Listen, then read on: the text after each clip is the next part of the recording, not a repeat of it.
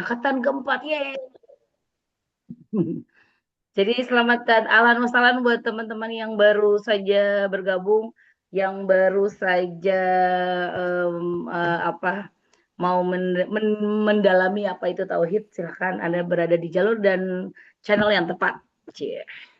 Jadi dalam jangka waktu 1,5 jam ke depan kita akan mendengar penjelasan tauhid dari Umsai. Umsai itu ada yang tahu apa artinya Umsai? Bukan Umi sayang ya, tapi Umi Saidah sayang. Jadi Sai Sai kalau pakai sayang. Disayang juga nggak apa-apa. Iya, anak disayang. Malam ini kita bikin rules gitu ya ya. Yang on cam gimana tadi? Yang on cam nggak dipanggil, yang off cam dipanggil. Siap-siap. Tapi jadi syarat dan ketentuan berlaku jika memang ada uzur atau apa bisa kejapri ke saya hari ini. Cuma hari ini aja kok, tenang aja pembukaan hari ini dan sampai bab 67 ya. Semuanya dong. Baik, Tafadol, silakan. Baik, jazakillah khair. Mbak admin kita yang kece cetar membahana. Masya Allah. Jazakumullah khairan kasiron teman-teman yang sudah hadir. Auzubillahi minasyaitonirrajim. Bismillahirrahmanirrahim. Assalamualaikum warahmatullahi wabarakatuh. Waalaikumsalam warahmatullahi wabarakatuh. Alhamdulillahirabbil alamin wa bihi nasta'in ala umurid dunya waddin wa ala alihi wa sahbihi ajmain. Rabbi shrah li sadri wa yassirli amri wa hlul 'uqdatam min lisani yafqahu qawli amma ba'du. Alhamdulillah. Ini Muhammad Zaka Fakhrudin. Waduh, saya kalau baca nama Ikhwan ntar saya grogi nih. Siapakah ini? Coba tolong pakai nama asli dulu. Jadi nama-nama panggung, nama-nama lucu kayak nama Ichi Kiwir jangan ditaruh dulu ya. Ya, Icikiwir. Baik, teman-teman, alhamdulillah ya, kita malam ini pengenalan dulu. Kenapa sih kita belajar tauhid gitu? Kenapa kita perlu belajar tauhid? Dan kenapa alhamdulillahnya muslimah semua di sini saya beritahu bahwa apalagi buat perempuan tauhid itu penting banget. Tauhid itu penting buat semua orang. Nah, terutama teman-teman di sini sebagai sosok muslimah perempuan yang kata ulama dominan perasaan, maka mempelajari tauhid penting banget karena tauhid itu dia utamanya di keyakinan. Urusan yakin kan urusan hati, bener nggak Mbak Ninis? Urusan yakin urusan hati. Ketemu lagi sama Mbak Rini. Belum bosan sama aku Mbak Rini. Ya, urusan yakin, urusannya di hati. Maka perempuan belajar tauhid sangat penting. Biar apa? Biar perasaannya selalu bisa diyakini dengan landasan tauhid ini. Perempuan gampang galau, gampang baper, gampang khawatir, gampang cemas. Ya enggak? Perempuan itu kalau dibilang multitasking iya, sama multithinking yang anaknya masih TK, dia udah kepikiran terus sekolah SMA-nya di mana, kuliahnya di mana, begitu. Jadi perempuan tuh panjang pikirannya. Betul tidak ibu-ibu? Yang belakang, Betul, betul, betul, yang betul. belakang kok kenal tuh kayak itu belakang Rini tuh. Ya, baik, alhamdulillah. Betty, ini Betty dari Jambi. Jambi bener nggak? Betty dari mana, deh, Bet? 54321. Nggak jawab keluar. Salah. Jahat banget. Baik, jadi kenapa kita penting belajar tauhid supaya kita tuh sebagai perempuan, apalagi yang udah jadi ibu-ibu, biar kita tuh yakin, biar kita tuh menjalani hari-hari itu dengan tenang, nggak panik duluan, ya nggak ngarap sama makhluk, hatapun itu seorang suami. Jadi kalau kata Imam Syafi'i, rahimahullah, eh, ketika kamu menaruh harapanmu kepada makhluk, ketika itu pula lah Allah timpakan pahitnya kekecewaan. Nah, ternyata ngarepin makhluk itu bukan cuman kalau dulu pikiran saya ya ngarepin orang gitu ya, ngarepin orang di luar kita, maksudnya di luar lingkaran kita.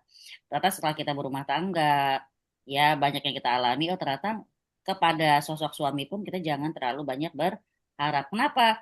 Kita suami dan istri ini dalam pernikahan ini ada rule-nya, ada qawam, ada qonitab, ada imam, ada makmum, ada hak dan kewajiban. Artinya ketika suami sudah menjalankan kewajibannya, mencari nafkah, maka kita nggak boleh menuntut harus cukup, harus bisa, nggak bisa. Lo kan kepala keluarga, nggak boleh begitu. Ya, ya, karena rule-nya itu ya dalam Quran, hadis juga disebutkan seorang suami wajib menafkahi keluarganya. Kata-katanya begitu loh ya, seorang suami wajib menafkahi keluarganya, bukan seorang suami wajib mencukupi keluarganya, bukan. Jadi teman-teman harus bisa membedakan kalimat ini. Wajib menafkahi dengan wajib mencukupi itu beda. Yang menafkahi, yang wajib mencari nafkah adalah suami. Urusan cukup itu urusan Allah. Gitu ya. Ayo kalau kita jadi istri, kita cukup dengan mendukung suami, mendoakan supaya nafkah yang dicari lancar, banyak, dan halal. Amin. Jadi kalau kita nggak belajar tauhid, kita kerjanya nuntut mulu. Suami nggak tenang, kita nggak tenang. Suasana nggak tenang, justru rezeki akan terhambat. Gitu. Subhanallah ya. Jadi semua sangat berkaitan. Jadi apa dong tujuan kita belajar tauhid? Tujuan mempelajari tauhid adalah untuk mengenal Allah dan Rasul-Nya dengan dalil yang pasti. Kalau teman-teman mencatat ya, tujuan mempelajari ilmu tauhid adalah untuk apa? Untuk lebih mengenal Allah dan Rasul-Nya dengan dalil yang pasti. Jadi kita kenal Allah bukan dari katanya, kenal Rasul bukan dari cerita-cerita yang nggak benar, tapi kita harus ada dalilnya. Siapakah Nabi Yusuf? Siapakah Nabi Yakub? Siapa Nabi kita Sallallahu Alaihi Wasallam gitu. Ya, untuk lebih mengenal Allah dan Rasulnya dengan dalil yang pasti supaya apa? Supaya iman kita tetap, ya, supaya iman kita tetap, supaya iman kita tetap dan benar kepada Allah, supaya iman kita tetap dan benar kepada Allah. Jadi kita meyakini, mengimani Allah itu dengan cara yang benar. Kalau dulu nih sebelum saya belajar tauhid, saya suka jawabnya Allah ada di mana? Allah ada di mana-mana. Ternyata jawaban itu salah besar, saudara-saudara, gitu ya. Saudari-saudari dong. Saudari-saudari, ya.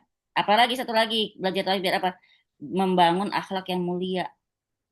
Orang kalau nggak punya akhlak, kemungkinan tauhidnya mungkin belum belajar dia. Baru bab 1 udah kabur dia. Jadi kita belajar tauhid buat apa? Buat lebih kenal Allah dan Rasulnya. Terus biar iman kita benar kepada Allah. Ketiga, biar akhlaknya jadi mulia. Supaya ini tujuannya supaya kita jadi pribadi yang ikhlas, tenang, terhindar dari akidah yang sesat, dan kita punya pandangan hidup yang lurus dan jelas. Karena Islam itu digambarkan oleh Allah Ta'ala dalam sebuah perumpamaan jalan yang lurus. Kagak boleh belok-belok gitu ya. Jadi itu kata-kata singkatnya. Ya, tujuan belajar tauhid adalah pertama mengenal Allah dan Rasulnya. Jadi kalau kita belajar tauhid, itu akan membantu kita biar kita lebih kenal sama Allah. Kenal sama diri sendiri. Kalau ada orang bilang, man arafa nafsahu faqad arafa robbahu. Siapa yang kenal dirinya sendiri, dia akan kenal Tuhannya. Kenal diri gimana maksudnya? Ya, kita kenal diri kita dengan keterbatasan kita. Kita nggak bisa apa-apa. Kita itu nggak kuat. Kita itu eh, sehat juga karena Allah. Kita bisa sholat rajin juga karena Allah. Kita bisa melewati berbagai ujian hidup juga karena Allah gitu ya. Jangan ujuk-ujuk songong bilang terima kasih wahai diri gitu. Songong amat bilang begitu ya. Jadi pertama biar kenal Allah dan Rasulnya, kedua untuk biar tetap iman kita, ya tetap iman maksudnya gimana? Supaya dalam keadaan akidah yang benar, ya tetap yakin kita dalam akidah yang benar. Biar kita terjaga dari keyakinan-keyakinan yang menyimpang dari ajaran Islam. Banyak banget keyakinan-keyakinan yang menyimpang sebenarnya. Yang kadang-kadang sekarang tuh halus banget gitu ya. Oke, kamu apa yang kamu katakan? Kamu apa yang kamu pikirkan? Emang benar. Di Quran, apa dalam Islam juga ada bahwa Allah Ta'ala berfirman, aku ada dalam sangka-sangka hambaku. Jika dia bersangka-sangka baik, maka baik yang terjadi. Iya, cuman kalau pakai pemahaman motivator saja yang dibilang kamu sesuai yang kamu pikirkan, itu bisa bablas. Seakan-akan kekuatan ada pada kita saja, gitu ya. kekuatan pikiran, ya, the power of mind lah, the power of aku lah, seperti itu. Itu mereka suka lupa. Yang bikin mereka sampai di situ juga karena Allah Ta'ala gitu. Makanya kalau pakai tauhid, enak kalau kita kita sandarkan kalimat tersebut. Tapi kalau nggak pakai tauhid, nggak itu salah besar. Nah, kemudian gimana cara yang bentuk pribadi yang ikhlas dan tenang? Ya karena orang kalau udah paham tauhid, dia bisa ikhlas dalam menerima ketentuan Allah. Hidup kita kayak sekarang misalnya contoh setiap perempuan menikah nggak ada yang bercita-cita ntar kalau gue nikah setelah 5 tahun gue cerai, abis cerai gue begini bla bla bla, nggak ada. Nah tiba-tiba ketika menikah semua kan pasti nikah pengennya kan langgeng sampai meninggal sampai di sorga gitu kan. Kalau kata kalau nikah saya jadi umi, suami jadi abi, bla bla gitulah, soleh dan soleha bla bla bla bla. Tapi ternyata kadang-kadang kenyataan hidup itu berbeda dengan apa yang kita harapkan. Tapi kadang-kadang kepahitan-kepahitan itu juga pelajaran buat kita. Kadang-kadang Allah pengen kita jadi lebih baik ya lewat tamparan-tamparan takdir buruk yang kita alami. Asal apa? Asal terima dulu, ridho dulu, ikhlas dulu dengan apa yang sudah Allah tentukan. Nggak ada pertanyaan kenapa sih ya Rob? Aku ini kenapa sih harus itu? Gitu ya. Mbak Nurul di mute saya ntar ada background kedengeran ntar. Ada Om Asri. Nah, terus gimana cara biar punya pandangan hidup yang lurus dalam tauhid? Yaitu tadi, karena ilmu tauhid jadi pedoman kita. Ya, pedoman kita buat menjalani kehidupan sehari-hari, ngadepin keluarga, ngadepin anak-anak, ngadepin tetangga. Karena di tauhid itu luas banget, nanti ada tuh. Oh, ternyata ada ya cara kita ngadepin tetangga bagaimana. Oh, ternyata ada ya, gitu loh. Tetangga punya acara ini, acara itu, sejauh mana kita boleh tidak hadir, sejauh mana kita harus hadir seperti itu. Jadi ilmu bertetangga itu juga ada dalam tauhid. Ya, membangun rasa percaya diri kita dan menjaga harga diri dengan cara yang benar. Nah, kemudian terakhir apa? Kita belajar tauhid supaya dapat kebahagiaan dunia dan akhirat. Kenapa dapat kebahagiaan dunia dan akhirat? Ntar ada nih ya, ada 8 alasan kita belajar tauhid. Ini cuman mukadimahnya. Jadi kita mempelajari tauhid itu, kita amalin, itu insya Allah, Allah udah janji akan mewujudkan kebahagiaan kita di dunia dan di akhirat kalau kita mengaplikasikan tauhid kita dengan benar. Ya teman-temanku, sayangku, cintaku, sekarang saya kasih dulu 8 alasan kita belajar tauhid. Atau mungkin udah ada yang tahu duluan? Ada yang mau kasih apa? Contekan, Insight barangkali ya. saya tanya dulu dari jawaban teman-teman, nggak apa-apa. Nggak usah pakai buku. Apa yang bikin teman-teman kepengen belajar tauhid? Dari mulai Mbak Nurul, karena di layar saya yang nomor 1 atas Mbak Nurul. Mbak Nurul saya tanya, kenapa sih Mbak Nurul pengen belajar tauhid? Supaya makin cinta sama Allah, terus Oh, bisa apa namanya menghindari hal-hal yang berbau syirik, eh, baik kecil atau besar gitu. Yang pastinya saya masih fakir ilmunya, gitu. Masya Allah ya. Jadi pengen lebih kenal sama Allah ya. Iya. Yang cuakep sekali. Teman lo tuh Win, keren banget. Aku bilang Barakallah. aja. Oke. Mbak Diana, kenapa pengen belajar tauhid? Tadi Mbak Diana mana? Lah, kok hilang? Oh iya. Ada. Mbak Diana aku boleh dijawab. Pakai jawaban sendiri aja, nggak pakai buku, nggak apa-apa. Pokoknya apa sih yang bikin menurut Mbak Diana kenapa kita penting belajar tauhid?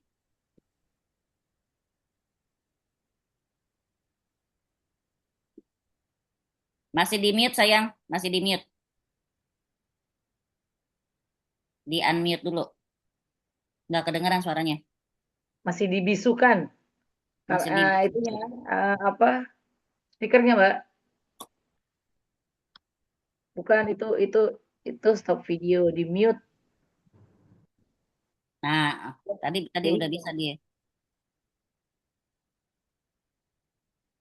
Mbak Indah nggak bisa bantuin buka tidak dibisukan. nggak bisa dari Oh, dianya nggak bisa belum. ya. Oh, belum kedengeran suaranya Mbak Diana. Tadi bisa loh tadi. Coba udah kalau gitu nggak apa-apa ya. Yang nggak bisa jawab di lisan boleh jawabnya di di Kolom chat. chat. Mbak Sartika, kenapa pengen belajar tauhid? Hmm. Iya, Umi mungkin saya pengen belajar. Tapi kemarin sih sebenarnya rekomendasi dari kakak ya, Oh, Masya yang Allah, sebelumnya udah, Mbak Lela. Nova. Oh, Mbak Nova, Masya Iya, Allah. kemarin udah lama Mirip, ikut. Terus mirip Mas. sebenarnya sih tauhid itu sebenarnya untuk lebih meningkatkan keimanan ya. Iya, Itu benar. lebih meningkatkan keimanan kepada Allah. Terus sebagaimana tadi yang Umi bilang, agar kita lebih dekat, lebih kenal Allah dan Rasulnya. Gitu. Jazakillah khair. Cakep jawaban yang kece. Mbak Ninis, kenapa Mbak Ninis pengen belajar tauhid ini? Mbak Ninis dari Bali. Kenapa pengen belajar tauhid, Mbak Ninis?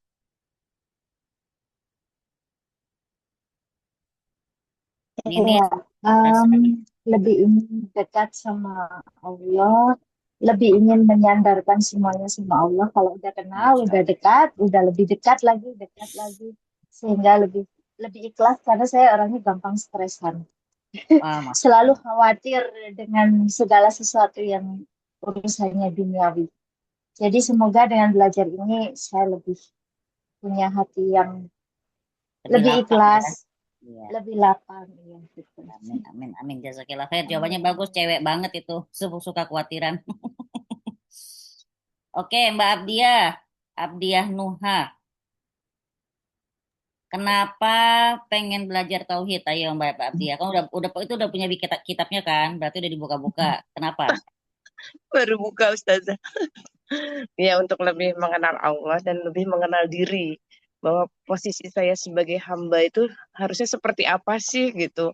Hmm. Jadi ada kekhawatiran jangan sampai apa sih salah jalan gitu. Oh, Untuk memurnikan apa sih amal gitu. Jadi takut nanti ada amal-amal yang kita lakukan itu adalah amal bukan amal soleh tapi malah amal yang salah gitu Ustazah. Masya Allah ya. Alhamdulillah. Jazakumullah khair. Jawabannya cakep. Hmm, Betty. Ya, Bet. berarti dari Jambi gitu. Iya. Betty dari Jambi ya. Ini dia Mm-mm. jangan dia dia dia dia dia buka Zoom terus dia lagi buka warung. Dia lagi di warung. Mbak Serining, Mbak Mbak Ning, Ning, are you there? ayo der. 54321. Boleh cepet bener. Udah insya Allah udah paham semua ya. Belajar tauhid itu biar kita lebih kenal sama Allah, lebih cinta. Kalau udah kenal kita bisa lebih yakin dan menjaga tauhid kita, menjaga yakin kita biar nggak salah langkah. Kadang-kadang kita pikir kita udah ibadah yang benar, ternyata masih belum. Karena memang teman-teman yang namanya syirik itu kalau kata Ibnu Abbas radhiyallahu anhu, kesyirikan itu seperti semut hitam di atas batu hitam dalam kegelapan malam. Kelihatan nggak? Semut hitam di atas batu hitam dalam kegelapan malam. Itu syirik kalau kata Ibnu Abbas radhiyallahu anhu. Nggak kelihatan, tapi ada. Nah, dalam ibadah kita juga nggak tahu. Kita pikir kita nggak ria, kita pikir kita nggak ujub. Ternyata ada kebanggaan pada diri sendiri. Ternyata ada perasaan pengen diliatin. Nauzubillah gitu ya. Nah, ria itu termasuk dalam kategori syirik kecil. Tapi kalau terus-terusan, nah kan serem ya. Jadi, yuk kita kupas tuntas 8 alasan belajar tauhid. 8 alasan belajar tauhid. Pertama, karena Allah Ta'ala menciptakan kita untuk mentauhidkannya. Karena kita diciptakan memang buat mentauhidkan Allah gitu loh. Kayak teman-teman punya anak, padahal bukan kita yang bikin ya, tapi ini kita merasa melahirkan saja, kita udah bilang, kamu anakku, kamu harus nurut sama aku. Jangan nurut sama yang lain, enak aja kan gitu kan. Benar nggak? Kalau punya anak, nurutnya sama tetangga, tapi nggak nurut sama kita. Sebel nggak Bu, Ibu Winda? Sebel kan? Nurut sama tantunya aja tapi nggak nunggu dengerin kita, kita masih marah. Apalagi sama orang lain. Nah, ini Allah Ta'ala yang bikin kita dari awal, nentuin takdir kita dari awal, ya. Yang bikin kita sampai bentuk-bentuk hidung kita tuh Allah yang bikin, ya. Nah, di sini Allah Ta'ala memang ciptaan kita buat mentauhidkan Allah. Itu tujuannya Allah. Di mana dalilnya? Surat Kebanyakan kan? Ayat 56. Surat Az-Zariyat 56. Wa ma khalaqtul jinna wal insa illa liya'budun. Dan tidaklah aku ciptakan jin dan manusia melainkan untuk mereka beribadah kepadaku. Ibadah itu maksudnya tauhidnya itu. Mengibadahi Allah berarti mentauhidkan Allah. Yang namanya ibadah di mana-mana. Mau dia sholat, mau dia ngaji, kurban, nazar, sumpah, puasa, sedekah. Kalau udah koridor ibadah, berarti cuma untuk Allah, gitu ya. Doa, ibadah nggak? Berarti untuk Allah. Nyembah, ibadah nggak? Berarti untuk Allah. Nggak boleh nyembah yang lain, gitu. Ya, jadi maksud ibadah di sini adalah mentauhidkan Allah. Berarti cuma boleh beribadah hanya kepada Allah, tidak boleh menyekutukan Allah. Kalau kata ulama, ibadah itu ada yang bermanfaat, ada yang tidak. Contohnya apa? Orang-orang musyrik, mereka kenal sama Allah, tapi nggak bermanfaat pengenalan mereka karena mereka masih menyekutukan Allah. Gitu ya. Orang-orang musyrik itu mereka kenal Allah, tapi kenalnya mereka itu tidak bermanfaat buat mereka. Karena kenapa? Karena dalam prakteknya mereka masih menyekutukan Allah atau dalam kesyirikan. Jadi pertama syaratnya bertauhid alasan belajar tauhid adalah karena Allah menciptakan kita untuk mentauhidkannya. Jadi itu udah apa ya bahasanya ya? Kalau orang bikin produk udah SOP-nya seperti itu. Ya, sudah rule-nya seperti itu. Nggak boleh enggak. Yang kedua, apa yang kedua? Syarat masuk surga harus bertauhid. Pengen masuk surga enggak? Nah, pengen dong. Ini, hari ini pengen masuk surga enggak hari ini? Pengen enggak masuk surga? Pengen kan? Mau banget katanya tuh. Mbak Diana, pengen enggak masuk surga? Ngangguk aja. Pengen. Winda, pengen masuk surga, Win? Ya, yang Jangan ditanya. tanya. Jadi silakan duluan ya. Pamit, salim dulu dong. Katanya pengen masuk surga, suruh duluan gak mau. Gimana sih? Jadi syaratnya orang masuk surga harus bertauhid. Kan kita dari kita kecil ya. Pernah nggak teman-teman mikir begini? Pokoknya siapa yang di akhir hayatnya ngucapin la ilaha illallah dengan benar gitu ya. La ilaha illallah masuk surga. Saya dulu kecil ngomong gini, udah apal, aman. Gitu nggak? Udah apal kita sampai kita apal dulu man robuka, Tuhanku Allah, man nabiyuka. Kan gitu kan? Dari SD kita udah ngapalin karena kata itu ditanyakan di alam kubur. Ternyata tidak semudah itu Fulgoso gitu ya. Kita hafal belum tentu kita bisa baca di hayat kita kalau kita nggak praktekkan dalam hidup kita sehari-hari. Dari Ubadah bin As-Somit radhiyallahu anhu dia berkata bahwa Rasulullah SAW bersabda, kata Rasulullah gini, barang siapa bersaksi bahwa tidak ada sesembahan yang berhak disembah selain Allah, tidak ada sekutu baginya, juga dia bersaksi bahwa Muhammad adalah hamba dan Rasulnya, juga dia bersaksi bahwa Isa adalah hamba Allah dan Rasulnya, dan kalimatnya yang Allah menciptakan Isa dengan kalimat kun, karena Isa kan tidak pakai tidak pakai pembuahan ya. Jadi Isa itu dibilang diciptakan dengan kalimat kun.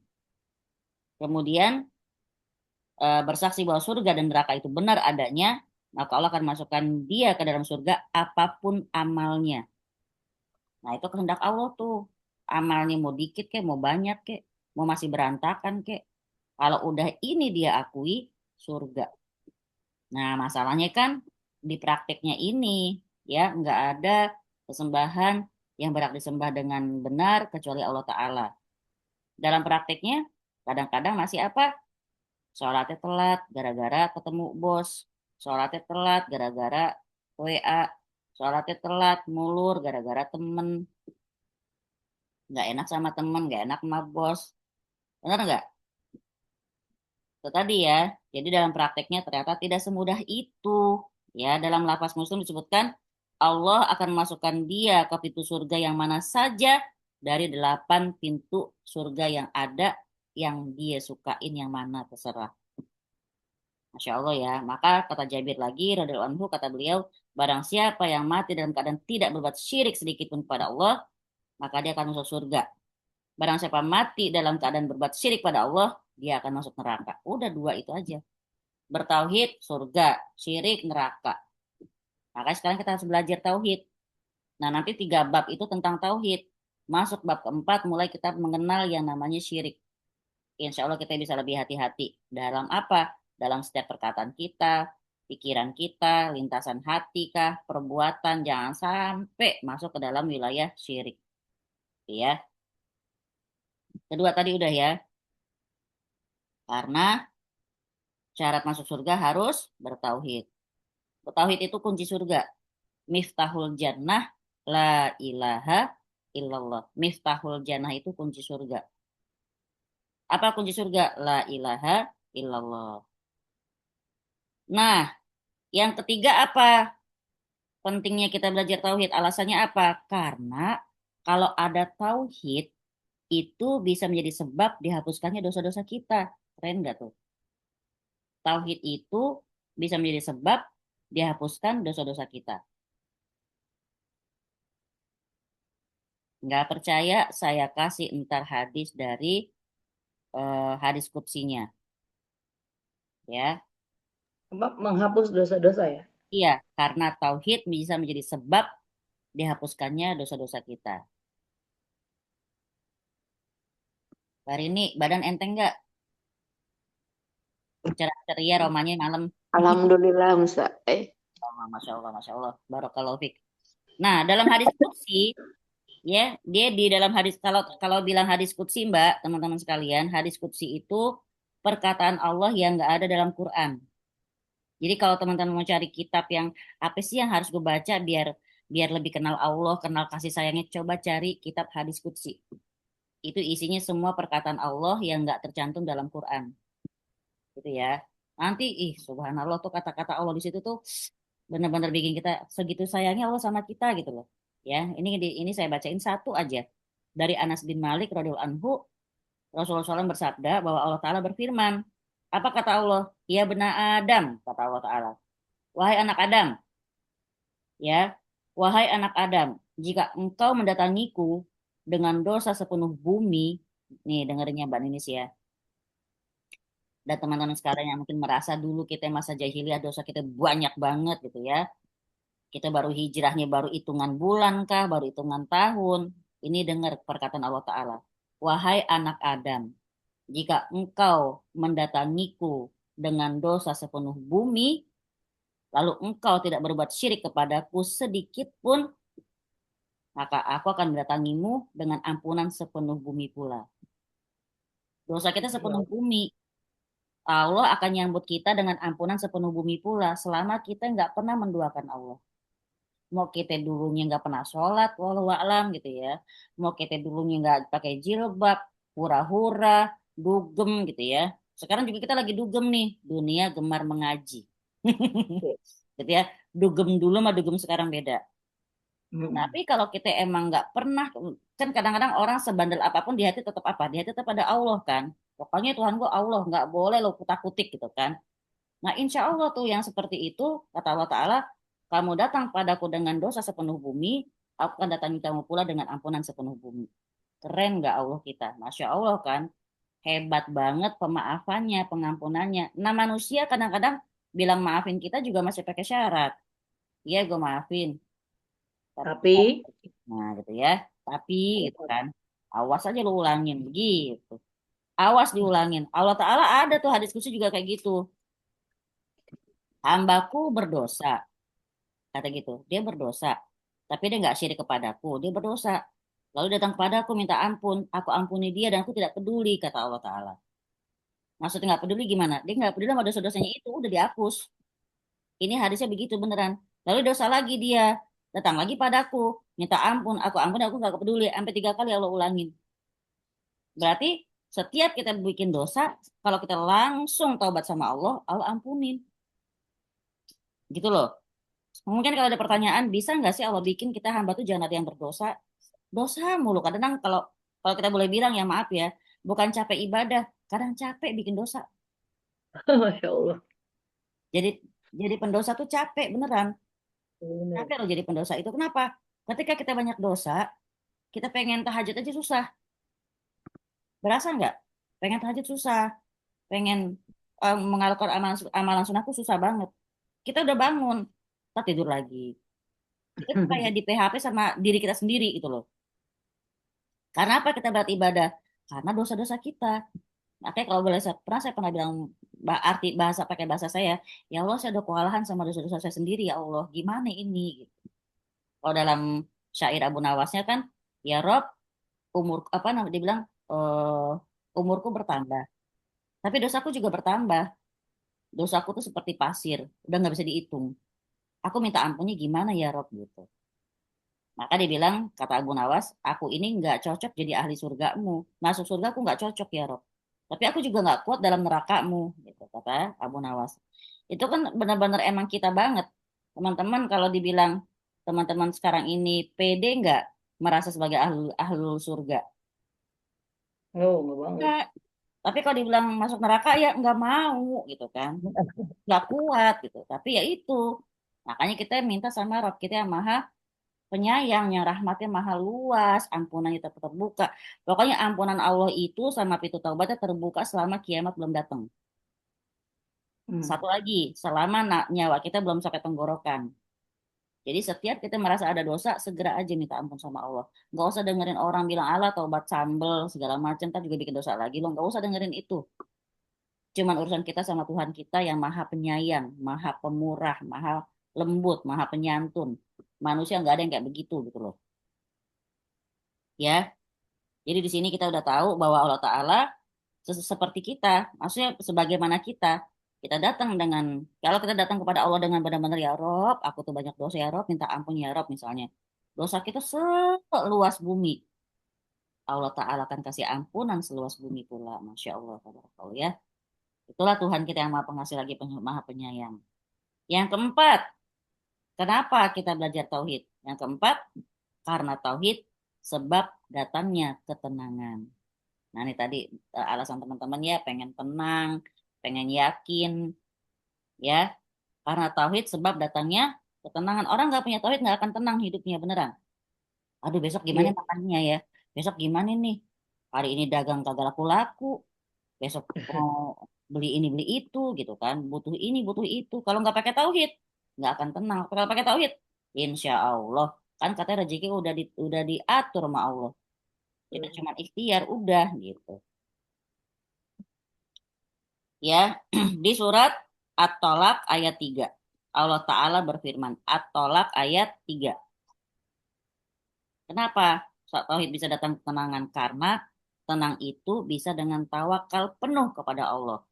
Nah, tenang adalah bentuk tawakal pada Allah, itulah namanya tauhid gitu ya. Wa may yatawakkal 'ala Allah fa huwa hasbuh, kata Allah Ta'ala dalam Quran. At-Tolak ayat 3. Barang siapa bertawakal pada Allah, dia beruntung. Allah akan mencukupkan dia. Fahuwa hasbuhu. Fahuwa maka Allah. Hasbuhu mencukupkan dia. Kalau tawakal dicukupin sama Allah. Artinya ketika hamba bilang, ya Rob ini udah usaha. Cuman segini. Terserah engkau dah. Besok kalau saya juga nggak tahu mau nyari di mana. Nah berarti kan kita udah benar-benar ke Allah tuh. Allah paling demen kalau digantungin begitu. Serah engkau deh ya Allah. Gitu. Kita udah kadang-kadang kita buntu kan. Nah, kondisi kayak gitu yang paling Allah demenin. Karena kondisi kita benar-benar tawakal sama Allah, nggak ngarepin lagi pada yang lain. Gitu. Ya, wa may yatawakkal 'ala Allah fa huwa hasbuh atau ayat 3. Orang yang bergantung kepada Allah, dia akan dapat ketenangan. Kenapa? Karena Allah akan tolong dia dan Allah kasih dia kecukupan. Beda kalau dia bergantung sama manusia.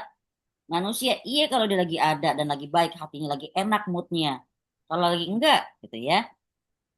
Nah, di hadis disebutkan, nih teman-teman disimak banget. Barang siapa mencari ridho Allah saat manusia enggak suka, maka Allah akan cukupkan dia dari beban manusia. Hebat ya. Gimana dari apa Barang kalau siapa mencari ridho Allah saat manusia enggak suka. Maksudnya gini, ketika kita bela-belain, enggak, pokoknya gue takut Allah, gini, diajakin sesuatu perbuatan yang bikin Allah enggak suka lah. Misalnya apa? Enggak, gue nggak mau. Ya, cemen lu gitu kan.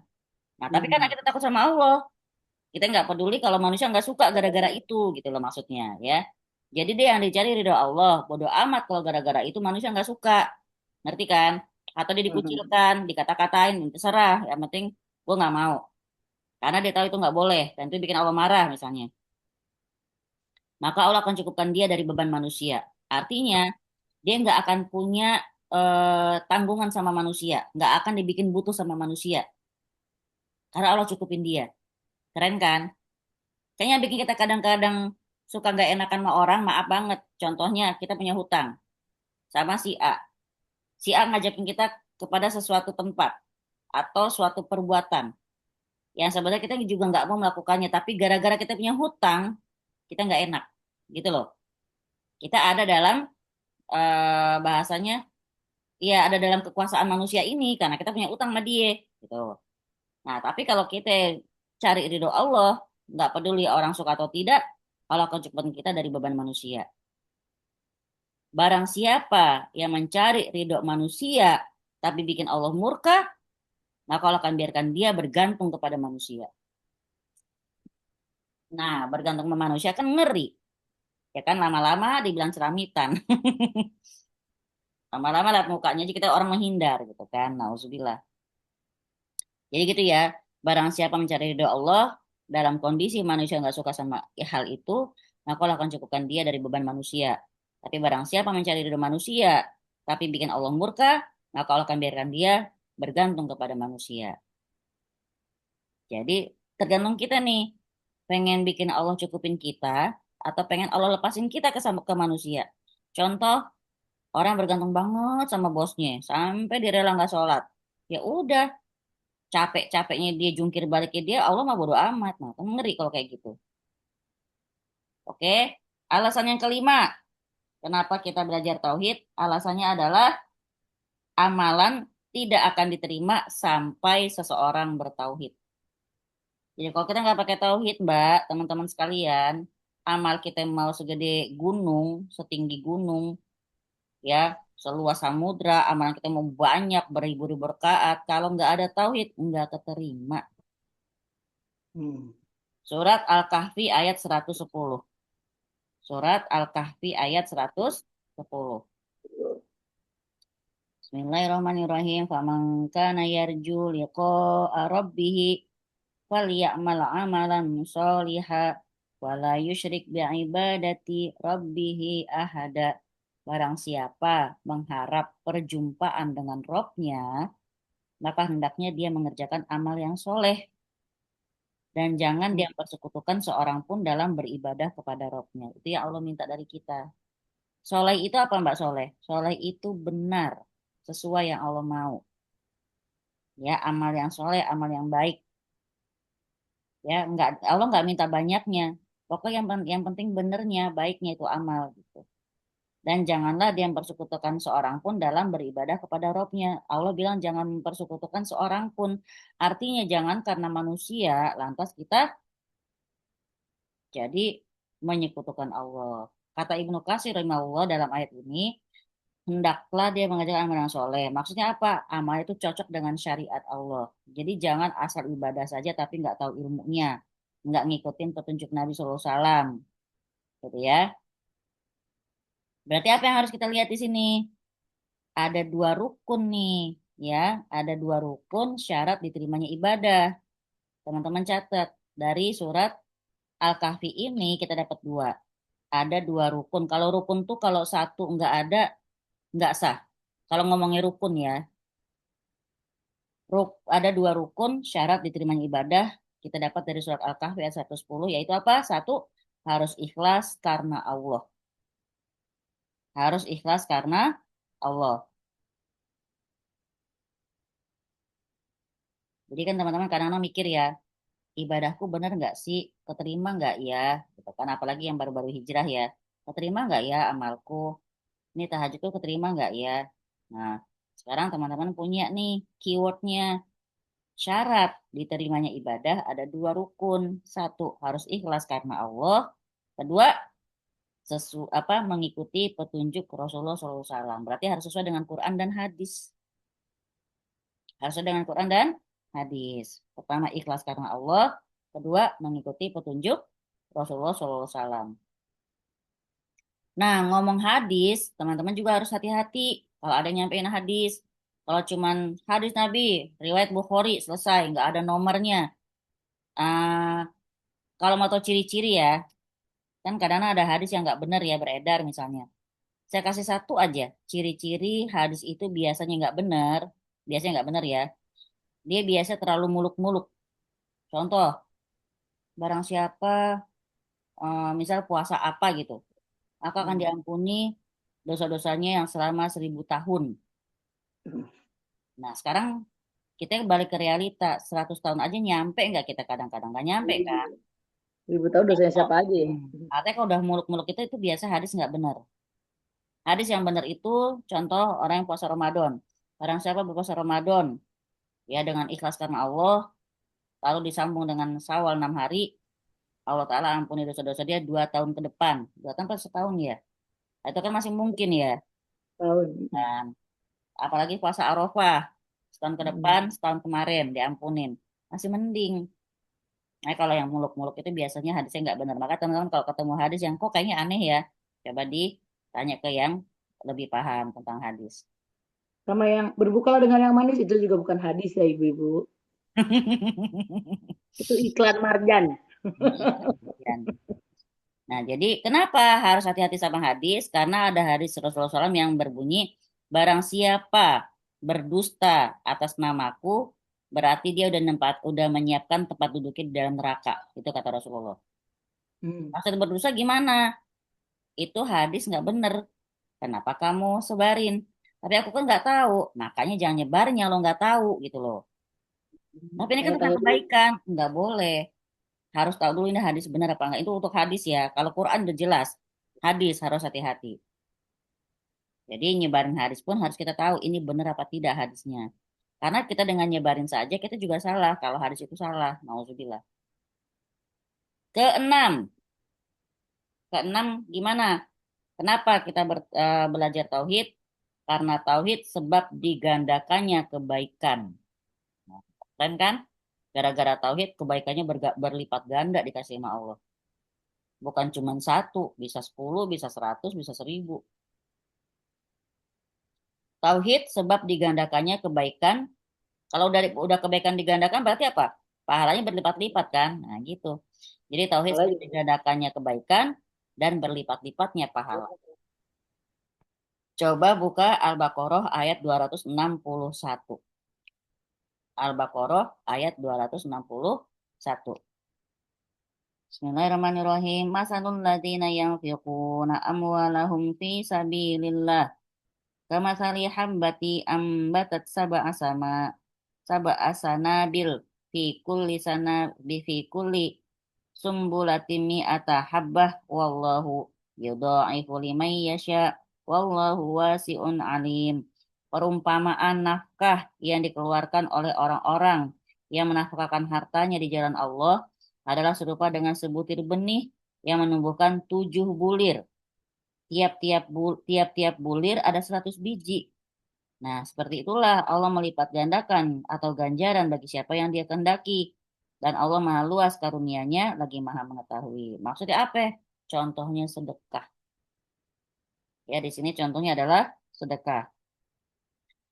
Ayat ini Allah tujukan buat orang-orang yang bersedekah.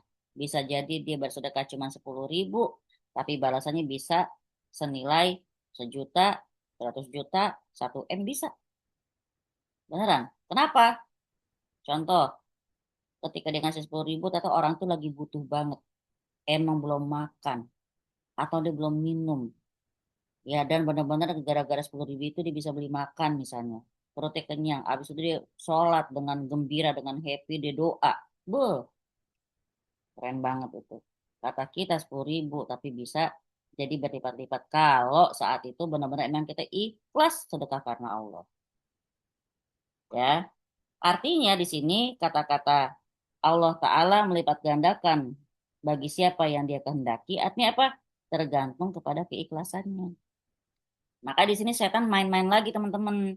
Ketika teman-teman pengen sedekah nih, pengen kasih yang warna merah gitu kan, lagi dapat rezeki nih, atau pengen kalau pakai transferan nih pengen 500.000 dah gitu ya, lagi dapat rezeki. Begitu lagi kutak-kutik ada bisikan, yakin lo 500.000, ntar kurang lagi, ntar tahu-tahu kalau kurang gimana, kan kalau lo nggak bisa sedekah lagi, tapi ntar ada yang butuh lagi, ntar ke depannya gimana. Udahlah jangan segitu, kurangin. Dari 500.000 jadi berapa? Nolnya gelinding atuh. 50.000, cepet bener Nah, turunnya dikit-dikit apa turunnya? kita kan soalnya kita ngeliat nolnya, Cin. Nolnya gelinding atuh. Kata yang di dalam hati gini, tuh segitu aja udah. Yang penting kan ikhlas. Nah, jadi kata setan apa? Yang penting ikhlas. Nah, kita kita udah tenang itu. Oh iya, yang penting kan ikhlas. Ketimbang nolnya banyak, agak ikhlas. Lah bukannya nolnya banyak, tapi ikhlas kan enak begitu ya. Tapi begitulah yang namanya setan. Pokoknya pengen kita tuh batal mengupgrade amal ibadah kita. Kalau tahajud kan juga gitu.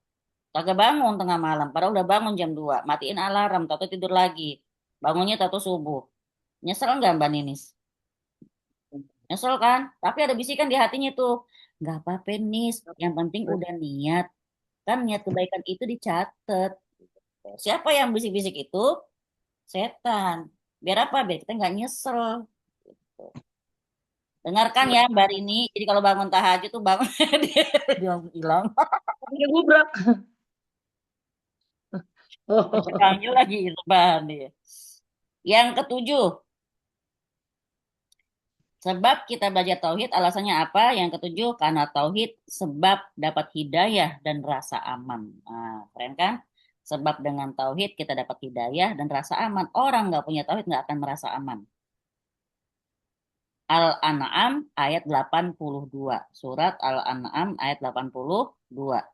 Alladzina amanu walam yalbisu imanahum bizulmin ulaika lahumul amna wahum muhtadun. Orang-orang yang beriman dan tidak mencampur adukan iman mereka dengan kezoliman, mereka itulah orang-orang yang dapat keamanan, dan mereka itu orang yang dapat petunjuk. Jadi Allah kasih dua, dapat rasa aman, dapat petunjuk, selama dia nggak zolim. Zolim di sini maksudnya syirik. Kok zolim maksudnya ke syirik?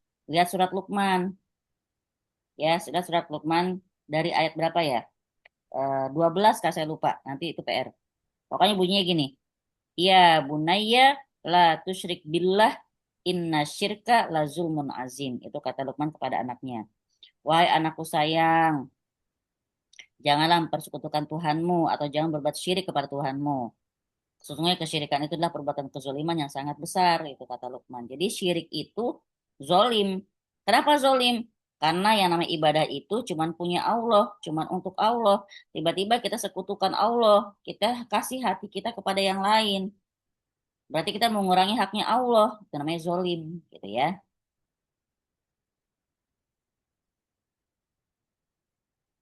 Nah, terus kata para sahabat gini ketika turun ayat itu, sahabat nanya sama Rasulullah, ya Rasulullah, siapa yang gak zolim sama diri sendiri? Pasti semua orang zolim lah sama diri sendiri. Kata Rasulullah, bukan zolim seperti itu yang dimaksudkan. Tapi yang dimaksudkan zolim di sini seperti yang ada dalam surat Luqman. Ya, wahai anakku, janganlah engkau berbuat syirik kepada Allah, karena syirik itu perbuatan yang kezaliman yang sangat besar. Laisa huwa, kata Rasulullah. Nah, di sini kata Ibnu Katsir, mereka ini mereka adalah orang-orang yang memurnikan ibadah hanya untuk Allah, tidak berbuat syirik kepadanya, tidak berbuat syirik maksudnya sedikit pun nggak berbuat syirik sama Allah. Jadi apa balasannya? Mereka dapat rasa aman pada hari kiamat karena itu tadi, mereka yakin nggak pernah menyekutukan Allah, masya Allah ya. Udah di akhirat aman, di dunia dapat hidayah. Itu dua hal tadi maksudnya. Dapat hidayah, dapat rasa aman. Di dunia dapat hidayah, di akhirat dapat rasa aman. Selama apa? Tidak melakukan kesyirikan sekecil apapun. Gimana dong kalau kita berbuat syirik tapi kita nggak sadar? Doanya ada. Ya ntar saya kasih di akhir. Mungkin ada yang belum pernah catat, tapi di sini insya Allah udah ada yang pernah mencatatnya. Ntar saya kasih di grup. Allahumma inni a'udzubika, ya Rob, aku berlindung kepadamu, an usyrika bika syai'an, dari menyekutukanmu atau berbuat syirik kepadamu, a'lamu, dan aku tahu, wa astaghfiruka, dan aku mohon ampun kepadamu, lima la a'lam, dari kesyirikan yang aku nggak ketahui. Berarti ada nih. Kan kita suka nggak sadar ya, syirik-syirik yang kita nggak tahu. Jadi kalau kita tahu, kita minta ampun, berlindung. Kalau kita nggak tahu, kita juga minta ampunan sama Allah karena ketidaktahuan kita. Itu yang contoh kesyirikan yang nggak kita tahu, tapi ternyata itu syirik. Ih, mata kedutan, mau dapat apa nih? Ih, ada kupu-kupu katanya mau ada tamu. Ih, pakai baju terbalik juga mau dapat duit. Nah, itu Icam ngomong semalam. Mama, katanya kalau kita pakai baju kebalik, kita mau dapat rezeki. Nah, lo. Gue waktu kecil kayak gitu, besok-besok gue balik-balikin semua baju gue. Buru-buru dapat apa-apaan, kagak ada yang ngasih Makanya, duit. makanya Biasa. kita tuh kebalik nih, abu doa kita lama-lamain biar rezeki banyak kan. Kagak dapet itu. Sampai ditegur orang, kebalik, sengaja. Itu namanya kesirikannya disengaja ya, Bu. Kedelapan terakhir, alasan belajar tauhid. Kenapa? Ini paling penting ya. Karena dengan tauhid adalah sebab mendapatkan syafaat Nabi Shallallahu Alaihi Wasallam. Jadi dengan tauhid, tauhid adalah sebab kita dapat syafaat. Dan jadi nggak gampang teman-teman bilang semoga kita dapat syafaat Nabi, amin ya rabbal alamin. Kagak ada sama sekali memurnikan tauhid, tidak dapat kita, gitu ya. Jadi kalau kita ada tauhid kita dan insya Allah murni, selalu kita murnikan tauhid kita jaga, insya Allah kita punya kans, punya peluang buat dapat syafaat Nabi Shallallahu Alaihi Wasallam. Allahumma sholli ala Muhammad. Allahumma sholli wa sallim. Abu Hurairah radhiyallahu anhu, dia bilang, ada yang nanya kepada Rasulullah SAW, iya Rasulullah, ya man as'adun nas bi syafaatik yaumal qiyamah. Qala Rasulullah SAW, laqad zanantu, ya Aba Hurairah. Katakanlah, wahai Rasulullah, siapa sih ntar yang paling berbahagia karena dapat syafaat engkau ya Rasulullah pada hari kiamat nanti. Jadi ada yang nanya tuh penasaran, apa orang nanya sama Rasulullah, siapa kan ntar orang yang paling berbahagia ya Rasulullah dengan syafaatmu? Kata Nabi SAW, wahai Abu Hurairah, aku merasa nggak ada nih yang pernah bertanya kayak gini kepadaku tentang hal ini selain engkau. Keren ya? Jadi Abu Hurairah nanya. Yang aku lihat, kata Rasulullah, ini karena semangatmu mempelajari hadis. Maka dijawab sama Rasulullah, yang paling berbahagia dengan syafaatku pada hari kiamat nanti adalah orang yang ngucapin La ilaha illallah dengan ikhlas dalam hatinya. Nah, loh. Ikhlas. Rasulullah nggak minta di lisan loh ya, tapi dalam hatinya dia udah ikhlas dengan La ilaha illallah. Saya tanya deh, mungkin kita sering nggak bisa begini? La ilaha illallah dengan ikhlas dalam hati kita. Tergantung kondisi. Iya, kagak bisa jawab kita. Contoh kemarin saya ketika ketemu teman-teman di Tibun Nabawi ya.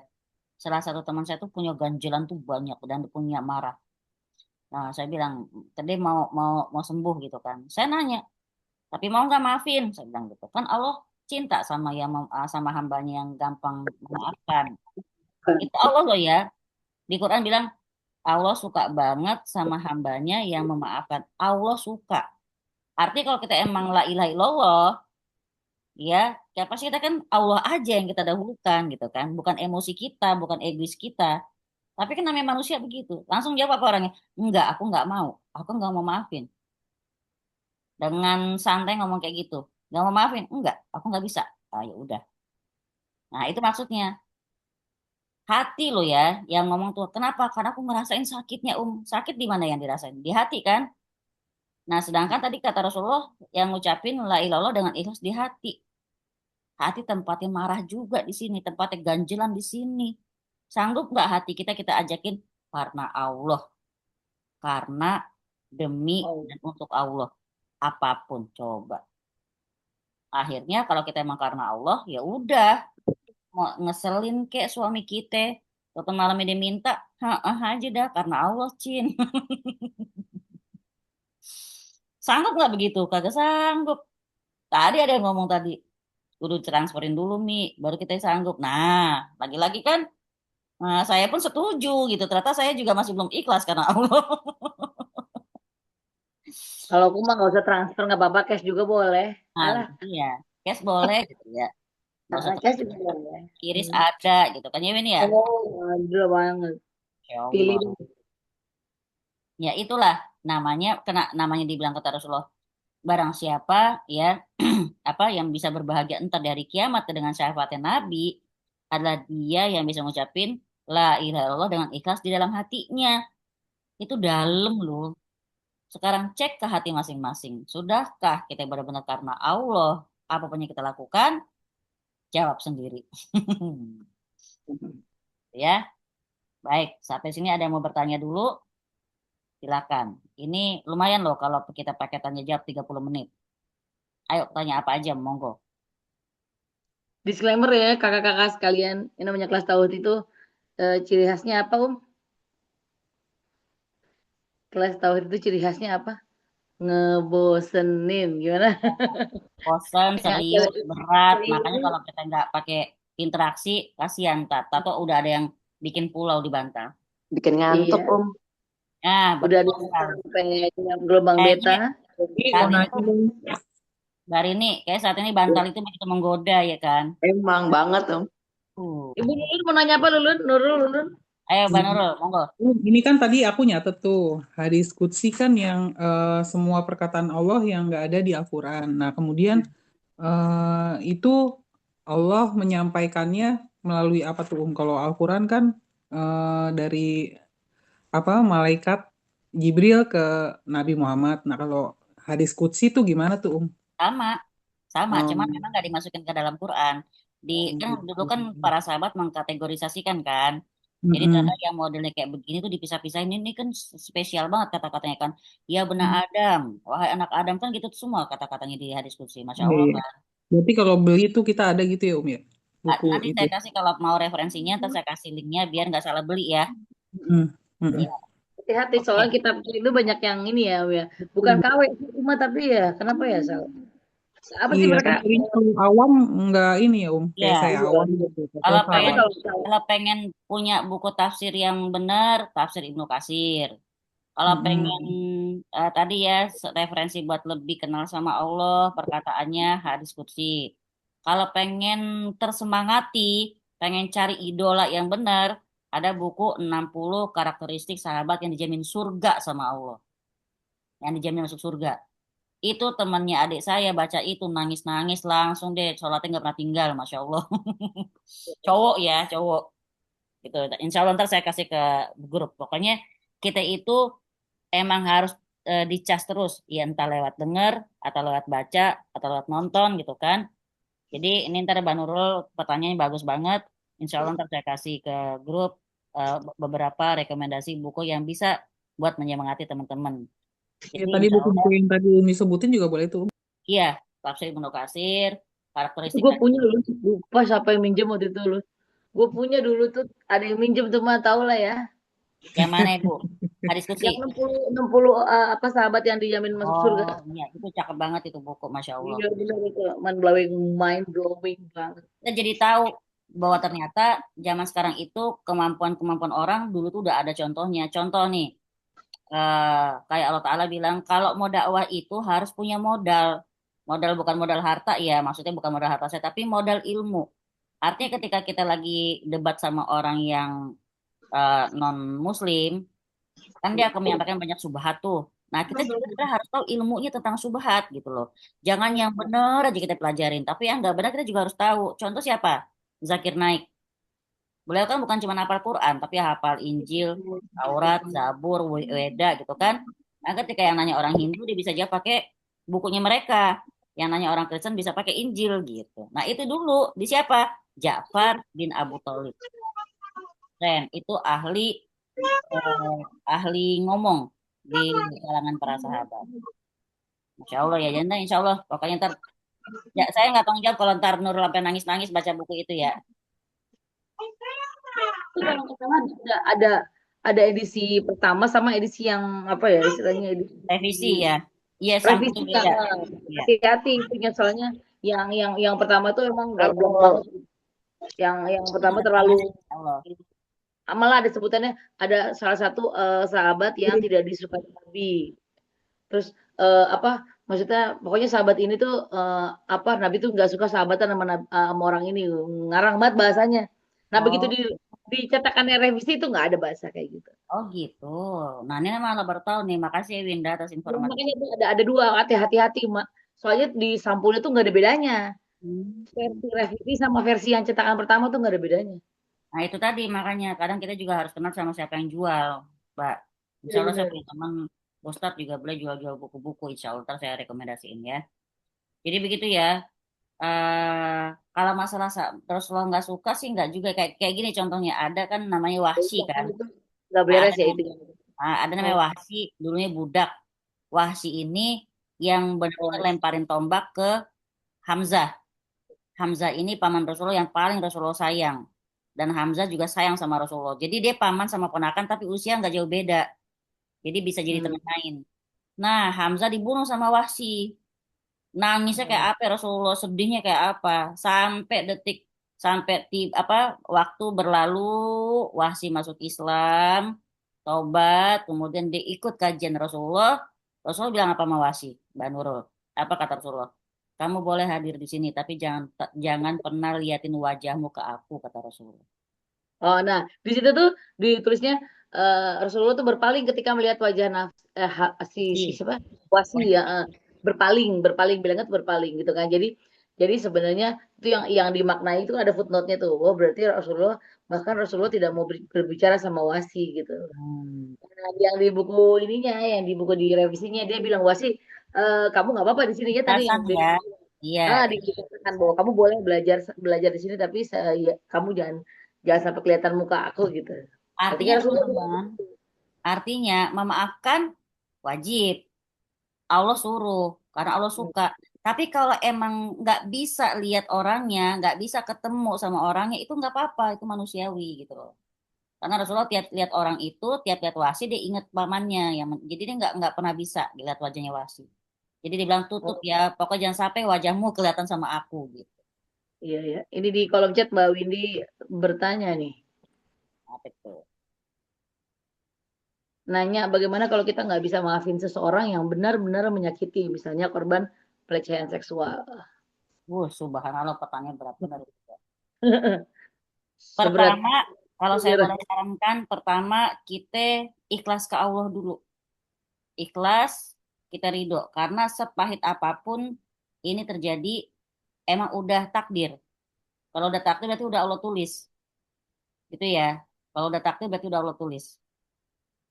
Kalau saya boleh bilang, kalau zaman-zaman kita, zaman kita kecil dulu, kayaknya ada nggak sih yang nggak pernah kena pelecehan seksual? Kayaknya jarang deh, gitu ya. Karena dulu nggak ada psikolog apa nggak banyak psikolog nggak banyak media bla bla bla bla kayak nggak terekspos ya. Nah pertama sih kalau saya boleh sarankan ikhlas dulu ke Allahnya, ridho dulu, perkara belum bisa memakan orangnya mohon ampunnya sama Allah dulu aja. Ya Rob, aku ikhlas, aku ridho, ini takdir darimu. Tapi kalau ke orangnya ini aku belum bisa lupain ya Rob, aku mohon ampun, boleh, manusiawi, manusiawi karena itu kan perbuatan nauzubillah ya laknat banget ya. Iya, iya, itu bahkan yang waktu pas kita diundang forum leader itu ya Om ya, ingat Mm-mm. nggak forum leader tentang apa physical sexual abusing sama anak-anak itu kan, jadi teman-teman yang dari majelis talim Tangsel itu sampai bikin formula untuk gimana caranya kita kembalikan kepercayaan diri sama korban-korban pelecehan seksual karena memang jelas tidak semudah itu gitu ya, tidak Betul. teorinya itu tidak semudah kita ciptakan gitu loh. Sementara kita harus tetap berlandaskan dengan tauhid tapi pengen terbalaskan. Nah, itulah keduanya itu yang teman-teman itu akhirnya mau merumuskan makanya mereka bikin itu ya 1 bulan itu kan ya. Training apa pelatihan ya. Kita bisa pakai strateginya Abu Nawas waktu dia berdoa, ya Rob, aku bukan ahli surgamu, aku nggak cocok. Tapi aku juga Hmm. nggak kuat dalam nerakamu. Nah, kita bisa bilang, ya Rob, aku ikhlas, aku ridho, ini takdir darimu. Tapi aku kalau kalau ingat orangnya aku kok masih berat ya ya Rob gitu. Ngomong aja nggak apa-apa begitu. Aku minta ampun ya Allah. Tapi kalau ini kan takdir nih udah terjadi, aku ikhlas ya Allah gitu. Bagian dari kisah hidupku nggak apa-apa. Nah, ini pertanyaan dari Mbak Ida Romondang, apakah termasuk gil? Gil itu lebih ke perasaan dengki, Mbak. Ya, gil ini di surat Al-Hasyr ayat 10. Rabbana Rabbana ghfir lana dzunubana wa lana ladzina sabaquna bil iman wa la taj'al fi qulubina ghil lil ladzina amanu Rabbana innaka ra'ufur. Jadi kalau dibilang gil itu kan tepatnya perasaan dengki. Jangan sampai kita dikasih perasaan dengki kepada orang beriman. Jadi ini pertanyaannya Mbak Ida. Di sini saya jawab enggak ya. Ini beda konteks dari pertanyaan Mbak Ida tentang gil kepada sikap Rasulullah kepada Wahsy. Ini lebih kepada apa ya? Bukan gak maafin sih, cuman mungkin kalau bahasa kita sekarang apa sih Win? Trauma kah namanya Win? Dan kalau apa ya, kalau aku ngelihatnya ya bahkan sekelas Rasulullah pun Rasulullah juga butuh waktu ya, butuh proses untuk melupakan bahwa ini sebuah kesalahan, sebuah ketindakan yang manusiawi. Nah, ya gitu ya, setiap dia pasti akan ngalamin. Ya karena dia sayang sama pamannya sayang. Bukan nggak ikhlas ya, tapi bahasanya ya itu tadi nggak mau ngeliat, karena setiap dia ngeliat wajah langsung ingat kematian pamannya itu. Jadi kalau bukan ngegil ya, tapi kita boleh bilang trauma. Tetap ya, ini masalah kalau kita boleh bilang ikhlas, ridho pasti Rasulullah ridho sama takdir Allah Ta'ala ya pasti. Dan Hamzah Masya Allah pasti udah masuk surga. Nah cuma itu tadi ya, apa namanya, nggak bisa melihat wajahnya Wahsy itu ya itu suatu yang manusiawi. Itu surat Al-Kahfi ayat 110 juga ada. Qalu ana basyarun mislukum. Allah Ta'ala berfirman kepada Nabi Muhammad, bilang sama kaummu, kamu itu manusia biasa sama seperti mereka gitu loh. Aku manusia biasa sama seperti kalian. Maksudnya apa? Bisa sedih, bisa marah, bisa bisa rindu, bisa cinta, bisa nafsu sama istrinya gitu.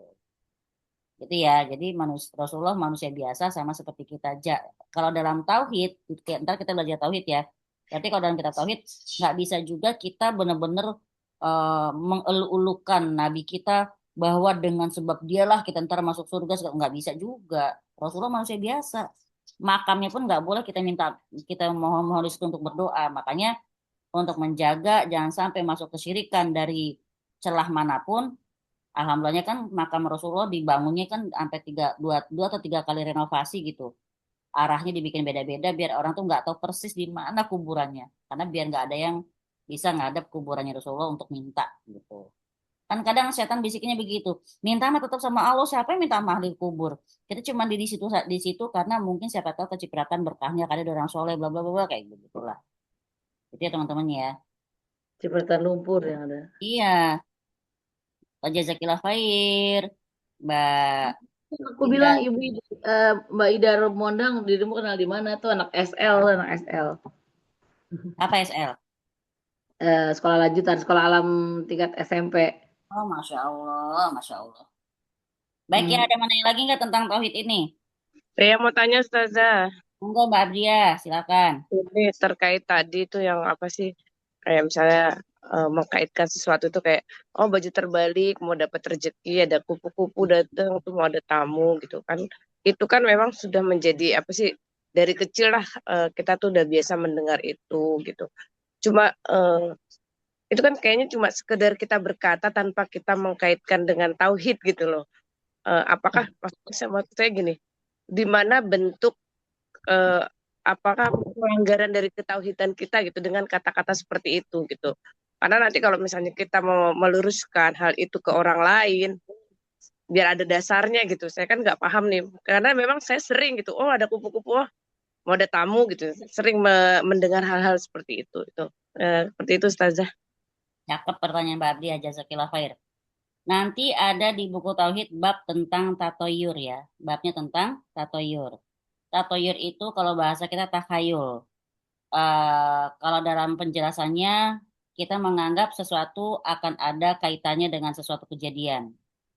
Ya, kita menganggap sesuatu itu akan ada kaitannya dengan suatu kejadian. Contoh, dalam satu hadis Rasulullah SAW ketika itu lagi berkumpul bersama para sahabat.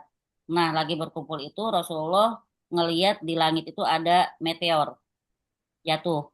Apa bintang jatuh? Kalau bahasa kita kalau ada bintang jatuh ya, ya pasti ekornya ya, ekor bintang ya. Ayo teman-teman, kalau ada bintang jatuh, siapa yang dulu pernah meyakini bisa nyebutin satu permintaan? Terutama di Terutama di orang-orang barat itu ya kayaknya Mbak Ninis ya. Kalau lihat bintang jatuh, pasti yakinnya apa? Make a wish gitu kan. Iya benar. Kita Nah, kan nonton Meteor Ya, Garden soalnya. saya pernah betul. gitu juga. Pernah. Ya, sama make a wish ketika bintang jatuh kan. Nah, itu ada hadisnya tuh, Masya Allah. Hadisnya ada ya Mbak Abdia. Nanti kalau memang pengen, insya Allah di pertemuan pertama kita ntar saya kasih hadisnya, kita bisa nukil bareng-bareng. Jadi kata Rasulullah gini, wahai sahabat-sahabat gitu pokoknya. Apa yang kalian pahami atau gimana sih sikap kalian kalau ngeliat bintang jatuh kayak gitu, katanya gitu. Nah, ada yang jawab, oh kita dulu, berarti ngomongin dulu nih ya masa jahiliyah.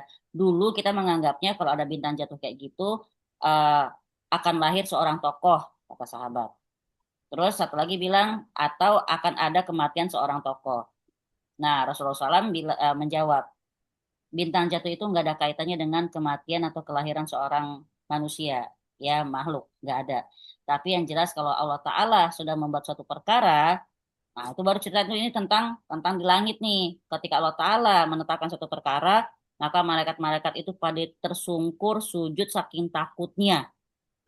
Karena setiap Allah selesaikan suatu perkara itu ada kayak suara rantai diseret lah, apalah kayak gitu ya, saking saking bergemanya malaikat sujud. Itu tandanya Allah lagi menetapkan suatu perkara. Kalau udah hilang takutnya para malaikat, mereka bangun dan mereka bertanya kepada Jibril, ada apa sih? Rabb kita bikin keputusan apa hari ini gitu. Kata Jibril, yang jelas Rabb kita menetapkan suatu perkara yang benar. Nah, itu disampaikan ke malaikat yang dari langit ketujuh, 6, 5, 4, 3, 2, 1. Nah, malaikat yang di langit ke-1 berarti kan lebih dekat sama dunia. Ketika mereka nanya, apa yang ditetapkan sama Rabb kita? Kata Jibril, sesuatu yang benar. Nah, para jin-jin ya, jin-jin itu dulu suka banget apa ngintip-ngintip, mencuri-curi dengar berita dari langit. Mereka tuh nempel di langit yang paling dekat dengan dunia, berarti langit pertama gitu. Nah, kadang-kadang ketika mereka dengar ketahuan sama malaikat, maka mereka dilempar. Dilempar dengan apa? Dengan itu tadi Mbak, api dari bintang, dari ujungnya, jebret dilempar. Itulah yang kelihatan di bumi seperti bintang jatuh. Sebenarnya itu tandanya malaikat lagi ngelempar para jin dengan api yang didapat dari bintang tadi. Nanti ada bahasanya, berarti fungsi bintang itu sebagai apa, bla bla bla kayak gitu. Nah, sekarang pertanyaannya Mbak Abdi ya, apakah di mana letak syiriknya itu tadi? Yang namanya kupu-kupu datang sama datang tamu nggak ada kaitannya. Yang namanya mata kita kedutan dengan entah kita ntar nangis atau dapat duit nggak ada kaitannya. Yang namanya tangan kita gatel dengan orang tiba-tiba ngasih kita duit juga nggak ada kaitannya. Gitu loh Mbak. Ya Mbak Dia. Sekarang tanya lagi, kaitannya apa tak datang kupu-kupu dengan ntar mau ada tamu? Kan gitu. Dari mana ada hubungannya kan nggak ada kan? Itu hanya keyakinan kita. Jadi disitulah letaknya keyakinan yang tidak benar. Kita meyakini sesuatu sebagai penyebab sesuatu yang lain. Apalagi contohnya, duduk di depan pintu, jauh jodoh. Apalagi, apalagi Mbak Dia yang kira-kira masih memang bertebaran di. Contoh lagi nih, Yang masih foto ada, gitu. masih ada sampai kemarin ngelempar celana dalam ke atas genteng. Bener nggak? Masih ada nggak di depan Mbak Dia? Biar nggak hujan. Nah, biar nggak hujan. Karena mau kawinan kan, saya tanya, nyapu nggak bersih dapat suami berewokan. Saya dulu kok nyapu bersih banget, Mbak Windy. Dia belum tahu bewoknya kayak apa Om Tommy itu.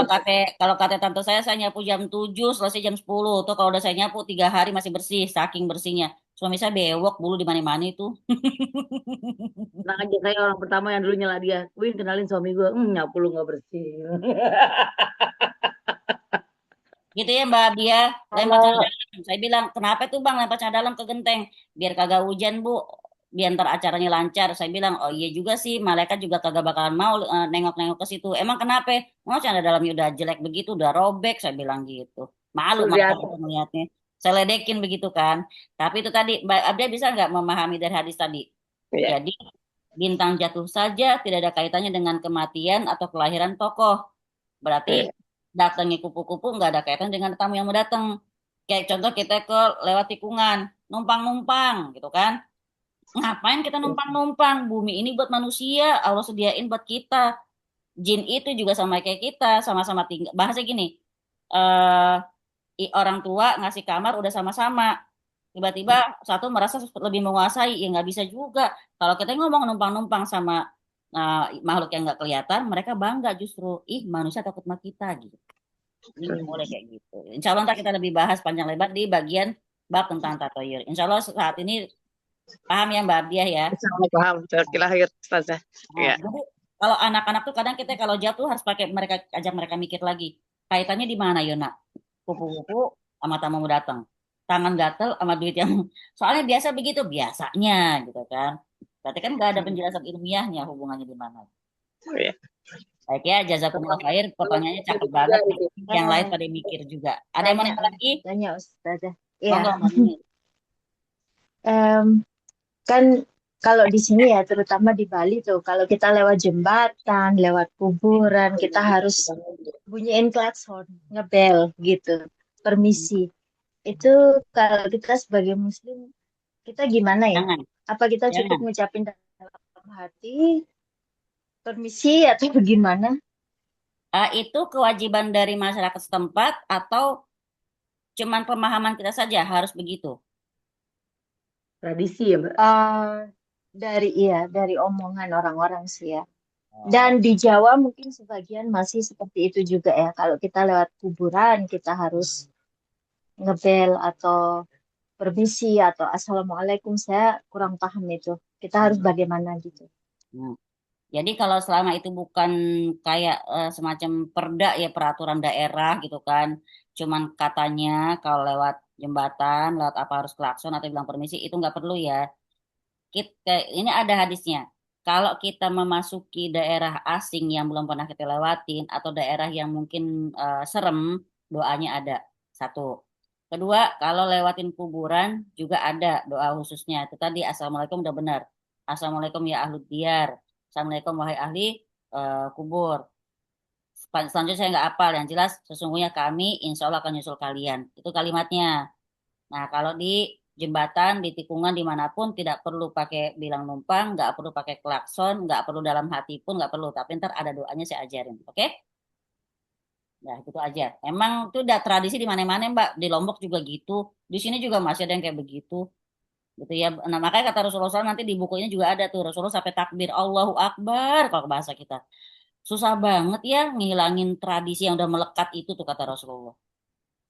Jadi Rasulullah udah paham yang namanya tradisi kadang-kadang susah untuk dihilangkan. Kita bisa bilangin ke orang tua kita ngomong apa? Kamu baru ngaji, ini udah ibu jalin udah lama dari dulu gak kenapa-napa tuh, begitu ya kan? Karena orang tua begitu kan. Tahu apa sih kamu anak kemarin sore? Itu ya jazakumullah khair. Pertanyaan Mbak Ninis kece banget dan mungkin ini bisa menjadi pertanyaan terakhir. Kalau belum ada lagi, ada yang mau nanya lagi nggak? Satu lagi. 5321. Mbak, ini tunggu saya lihat di chat dulu ya. Ya, aku Oh nggak iya. baca tulis Mbak Binti. Lalu bagaimana dengan tafsir mimpinya Ibnu Sirin, Ustazah? Beliau terkenal dengan sebagai... Oh, boleh. Tentang tafsir mimpi itu ada ilmunya, Mbak. Jadi, ada ilmu namanya ilmu firasat. Ada ilmu... Kalau ngomong tafsir mimpi, siapa pelopornya dulu? Nabi Yusuf. Nabi Yusuf bisa menafsirkan mimpi. Sampai dipanggil dari penjara kan. Siapa yang bisa nafsirin mimpi ini? Deh, teman di penjaranya mimpi, terus cerita beliau menafsirkan. Jadi kalau urusan tafsir mimpi sudah ada sejak zaman Nabi Yusuf.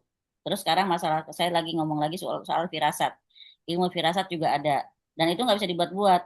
Contoh kayak gini, Imam Syafi'i kita rahimahullah beliau tuh sangat ahli firasat. Saking ahlinya beliau dalam ilmu firasat, dia lihat orang lewat nih, lihat tangannya sekilas dia tahu dia tuh tukang kayu atau apa profesinya dia tahu. Wah itu tukang kayu, wah itu dokter waktu gitu loh, subhanallah, masya Allah. Nah itu cuman itu kuasa Allah ya. Makanya kan kayak kita lihat kadang orang pintar banget jadi dokter, pintar banget jadi bidang yang ini, pintar banget. Kepintaran orang beda-beda. Nah ini salah satu karunia Allah bagi manusia, masya Allah, yang nguasain ilmu tafsir, yang nguasain ilmu hadis. Coba kayak kita lihat Ustadz Ali Hidayat deh, ya.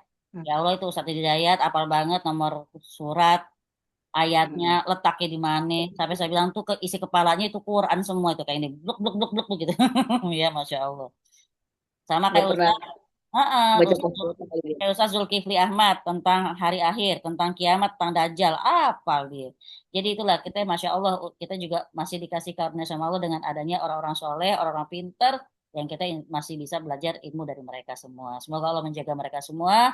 Amin ya rabbal alamin. Gitu ya. Soalnya Mbak Ida, insya Allah semoga menjawab ya. Tafsir mimpi ada ilmunya dan juga nggak sembarangan orang bisa menafsirkan ya. Ibnu Sirin tuh nggak sejauh yang saya tahu tidak dibilang sesat ya, masih nggak masalah. Kemudian ilmu firasat juga ada. Nah, nanti insya Allah banyak kita bahas lagi. Baik, jazakumullah khair. Buat semuanya teman-teman, saya serahkan kepada Mbak Winda kalau udah nggak ada yang nanya. Ada yang nanya lagi kah?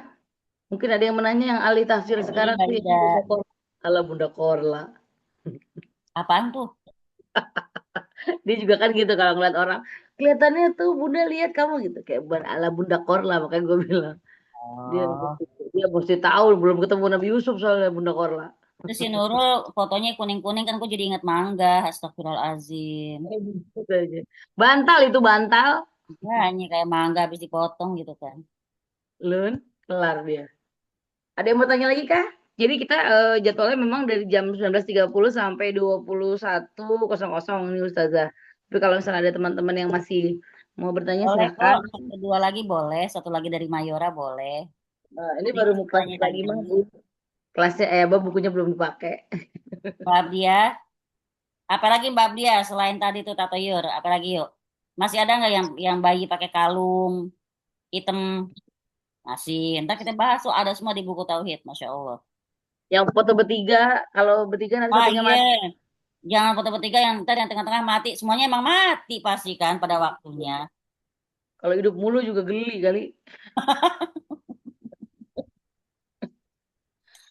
Tenang aja, hari pembahasan tatayur tuh panjang banget kalau di Tauhid ya Om ya. Ya, ntar itu kita kena banget Mbak. Kalau udah tentang tatoyur, kena semua kita. Ya. Pokoknya prinsip yang seperti semut hitam di atas batu hitam dalam kegelapan malam tuh, wah ini. Nah, itu kesyirikan itu kata Ibnu Abbas radhiyallahu anhu. Jadi kalau nanti mau kasih tahu orang lain, emang syirik itu begitu nggak kelihatan tapi ada. Ya. Ustazah nanya lagi deh satu lagi boleh? Tapi monggo. tadi tentang kisah tentang Wahsy itu Rasulullah sampai kapan ya nggak bisa melihat wajah Wahsy gitu. Terus terang ini terjadi pada saya yang sampai sekarang nggak bisa kalau ketemu seseorang. Saya nggak benci sih, tapi kalau lihat wajah dia itu rasanya rasa sakit yang dulu tuh muncul lagi gitu. Apakah harus saya bawa sampai saya mati atau bagaimana Ustaz? Syukur. Pertanyaannya bagus banget. Tapi pertama saya mau bilang suara Mbak Ida kece banget ya, udah kayak suara penyiar. Masya Allah. Tahu kan yang pintu teater dua susah dibuka. Itu ya. Saya belum pernah baca kapan selesainya Rasulullah dengan perasaannya tersebut. Ya, yang nyebar justru ketika beliau setiap lihat Wahsy sakitnya kerasa lagi. Mungkin itu yang seperti yang dimaksud Mbak Ida ya. Jadi kalau ditanya sampai kapan saya belum tahu. Tapi ntar coba saya tanya Ustadz ya. Dan saya kok nggak tertarik nyari tahu ya sampai kapan gitu ya. Tapi kenapa begitu? Tapi begini, kalau ini kan orang yang Mbak Ida bilang kalau ketemu masih sakit tuh orang atau keluarga? Keluarga. Keluarga, aduh berat juga ya, Masya Allah ya. Ipar. Ipar, oke. Makin jelas. Makanya kalau udah masih keluarga berat nih. Soalnya apa? Kalau orang kan kita berhak nih memutuskan siapa yang mau kita temenin, siapa yang mau kita hindarin. Iya. Nggak ada dosa di sini gitu kan. Kata Ali bin Abi Thalib, pilihlah siapa yang kau jadikan teman dudukmu itu masih teman. Nah kalau keluarga pahit nggak pahit, suka nggak suka, mau nggak mau, tetap harus jaga silaturahim. Satu. Tapi yang kita harus pahami silaturahim itu tidak harus ketemu muka. Jadi, berarti yang di sini isyaratnya adalah Mbak Ida bilang udah nggak marah, mantap, alhamdulillah. Tapi nggak bisa ketemu, nggak apa-apa, nggak usah ketemu. Itu nggak ada dosa. Yang penting di hati Mbak Ida tidak ada perasaan gue pokoknya demi Allah ya nggak mau ketemu lu lagi. Enggak sih. Gitu kan. Tapi yang jelas aku udah nggak marah kok, cuman nggak aja mau ketemu orangnya, nggak apa-apa Mbak. Ya, alhamdulillah. Kalau ketemu tiba-tiba nggak sengaja, ntar Mbak Ida menghindar juga di acara tersebut juga nggak apa-apa. Gitu ya. Yang penting jangan kalau di dalam Quran dibilang hijron mahjuro, dijauhi dengan cara yang baik. Jadi kalau ketemu papasan pun ya udah pura-pura nggak lihat aja, kita lagi ngending kuku ke, lagi begini ke, nggak apa-apa. Saya tegur kok, tapi saya nggak lihat wajahnya. Nah, itu berarti udah bagus banget. Itu udah menjaga silaturahim Mbak namanya, Masya Allah. Iya. Alhamdulillah. Ya, dan atau mungkin basa-basi di WA, apa kabar dah? Oh, baik, alhamdulillah, selesai. Gitu kan? Ya, Nggak apa-apa. ya. Makanya jangan Itu Alhamdulillah. ibarat, jangan sampai ibarat makan mie ayam bareng temen. kenapa sih Kalau ini mie ayam mulu kan? Lapar aja. Ya Oke deh. ya, Ya, jazakumullah ya, khair, Mbak Winda, pertanyaan jadi ya. penutup pas jam 21.00. Alhamdulillah, lega saya aja. Sekilas saja. Oh, iya. Berarti udah nggak ada lagi nih aman nih Ibu Ida. Umi kita manggilnya di sekolah tuh Umi Ida. Ini kan beliaunya juga guru ngaji soalnya Om. Masya Masya Allah, baru ngaji Allah. apaan? Saya juga suka dipanggil Ida loh dulu, berarti kita sama-sama Ida ya. Iya, ya. Ya, set. Ada lagi kah? Nggak ada? Ada Ibu Mima. Ibu Mima sehat. Masya Allah Ibu Mima, aku merindukanmu. Ada Mana kakak Ibu, Gina. mana Ibu Mima mana? Ada di Ibu Mima. Ada Mbak Ning, Halo, Mbak Win. Oh Assalamualaikum, iya. Winda. Halo. Biasanya deh soalnya open cam, kagak open cam mana jadi kagak lihat namanya deh. Ya, punten ya, maaf belum bisa open cam. Dimaafin, jangan diulangin lagi ya Bu Mima ya. Aduh. Mudah-mudahan ya semakin membaik Amin, kakinya. amin, amin. Sehat-sehat ya Bu Mima. Teman-teman semua saling doa. Saya juga doain semua teman-teman semoga pada sehat semua. Amin ya rabbal alamin. Amin. Amin. Baiklah, dengan berakhirnya Ibu Mima aja Ibu Mima yang ditegur tadi barusan. Mari kita akhiri kelas perdana kita malam ini. Insya Allah teman-teman pada betah di sini. Itu Amin. tauhid itu memang asli membosankan gitu ya. Tapi justru menurut aku ketika kita sudah namanya paham sama namanya fundamental tauhid itu kita mau belajar di mana aja sama siapa aja berguru dengan metode apa aja kita sudah paham yang namanya tauhid itu tuh ya tidak bisa dikulik-kulik gitu kan, tidak bisa ditawar-tawar. Jadi memang begitu adanya gitu lah. Baik sampai ketemu minggu depan hari Senin di jam yang sama juga. Insya Allah semoga Allah memberikan rahmat dan hidayahnya kepada kita semua malam ini. Baik, mari kita akhiri dengan mengucap istighfar, alhamdulillah istighfar dan surat doa kafaratul majelis. Alhamdulillahirabbil alamin. Amin. Astagfirullahaladzim, astagfirullahaladzim, astagfirullahaladzim. Subhanallah bihamdika asyhadu an la ilaha illa anta Bismillah. Jazakillah khair teman-teman. Wah, iya. Terima kasih Mbak Winda. Wajazakillah.